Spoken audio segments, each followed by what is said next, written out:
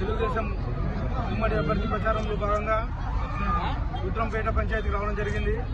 ఇంత ఘనస్వాగతం పలికిన చంద్రబాబు నగర్ ప్రజలకు, కార్యకర్తలకు, నాయకులకు అందరికీ పేరు పేరున ధన్యవాదాలు తెలుపుకుంటూ, ముఖ్యంగా సైకో పాలన ఎప్పుడెప్పుడు పోతుందని ఎదురు చూస్తున్నారు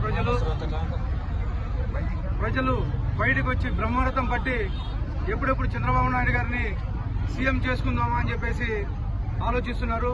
13వ తేదీ ఎప్పుడు వస్తుందా, ఓటు వేసేసి మా నాయకుని చంద్రబాబు నాయుడు గారిని ఎప్పుడెప్పుడు ముఖ్యమంత్రిగా చేసుకుందామా అని చెప్పేసి ప్రజలు ఆలోచిస్తున్నారు. ఇక్కడ అనేకమైన సమస్యలున్నాయి. అనంతపురమే గత 5 ఏళ్లలో అసలు డెవలప్మెంట్ ఇక్కడ చేసిన దాఖలా లేదు. ఇక్కడ కానీ సేమ్ సమస్య.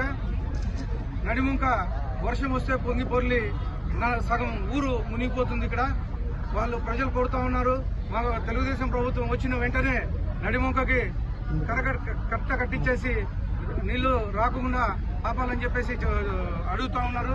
అలాగే మౌలిక వసతులు చాలా పెద్ద పంచాయతీది, కనీసం మౌలిక వసతులు ఎక్కడెక్కడ లేవని చెప్పేసి అడుగుతూ ఉన్నారు. ఖచ్చితంగా మా తెలుగుదేశం ప్రభుత్వం వచ్చిన తర్వాత ఇక్కడ ఏవైతే సమస్యలు ఉన్నాయో అన్ని మేము తీరుస్తామని చెప్పేసి తెలియజేస్తా ఉన్నాను. సార్, వికలాంగులకు మీరు మాట ఇచ్చినారు, ఏం మాట చెప్తున్నారు? ఇక్కడ వికలాంగులకి గత ప్రభుత్వంలో ఇంటికి అప్లై చేసామన్నా మాకు ఇల్లు రాలేదు.